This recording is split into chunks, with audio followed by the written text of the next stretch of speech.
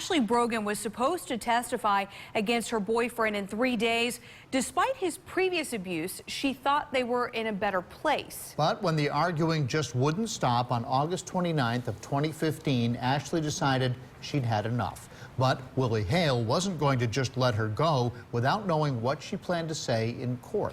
WSLS 10's Angela Hatcher has Ashley's survival story as captured by a deputy's body camera. Ashley Brogan gave the sheriff's office permission to share the video you're about to see. It's a momentary glimpse of a life she felt trapped in for 2 years. I got one puncher here. Ashley Brogan is living proof you can't keep a good woman down, though Willie Hale tried his hardest.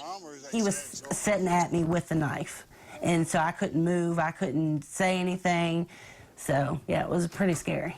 Paralyzed by fear in the woods, shivering in a blood-covered sundress, they stopped here because Ashley couldn't go any farther. I got my first 3 stab wounds in the house, and then after that, he dragged me out the door. He's dragged me by my hair. The whole entire time that we were going from the house to the woods, his intentions was killing me. He told me, he said, if you're not going to be with me, I'm going to kill you. I asked him, I said, I'm going to die, and he said, who cares? Her parents cared, enough for her mom to call police, enough for her dad to show up at the trailer where Ashley had been living with Hale and his parents. When I was in the woods, I heard a horn blow. And I didn't say anything because I knew if I'd have said anything, he'd probably killed me. But as I was in the woods, I heard the horn beep. And I was thinking in my head, that's my dad, thank God. Next to arrive, Sergeant Jeremy Gardner. Where could they have gone, sir? After asking Hale's dad questions and getting absolutely nowhere, video from his body camera shows him getting to Ashley and her attacker. It took him roughly 9 minutes through rough terrain and dense woods. Willie was the one that peeked around the tree, and he was like, oh, crap. He was like, if you make any sudden moves or make any noises, I'm gonna kill you. I see you. Willie Hale once had a way with words with Ashley. He'd talked her into watering down a story on the witness stand so he could get out of jail the last time he hurt her. Not this time. Ashley, tell him you're being detained. Stop talking, please. So now Hale knows how that feels, and the woman who he forced to stay quiet or change her story is speaking up, hoping her words will encourage other women to go from silent to survivor.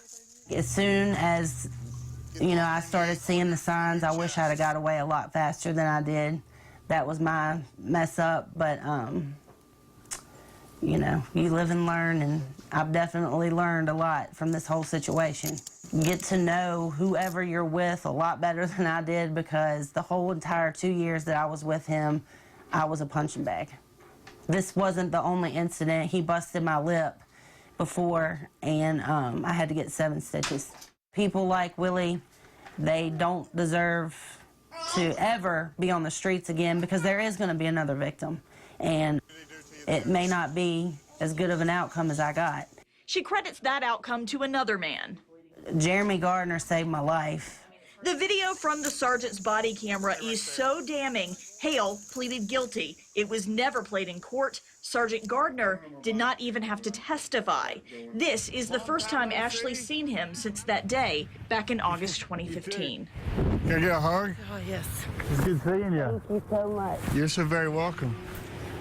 If it wasn't for you, I probably wouldn't be here. Well, maybe it's for a reason. That's right. Maybe it's because you've got a story to tell and an impact to make. Very good. Ashley hopes that impact starts with this story. Ashley plans to work with Bedford's Victim Witness Program to talk to women in similar situations. Sergeant Gardner told her he'd go with her to any talks she does. Angela Hatcher, WSLS 10.